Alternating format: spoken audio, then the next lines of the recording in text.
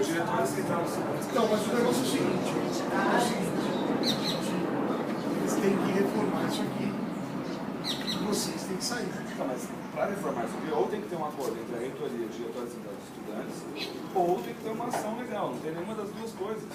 Daí, a ação de vocês é legal? Por que não? É o espaço dos estudantes, os estudantes O estão no espaço espaço. estudante de vocês atrapalharem a reforma.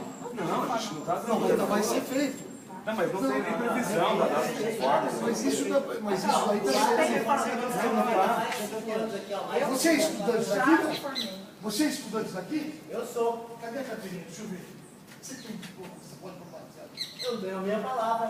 Tua palavra da Não onde? encosta aqui, por favor. Calma, Eu quero que gente. você mostre o currículo. Vou mostrar. Eu quero que você mostre o currículo. Que isso, por favor?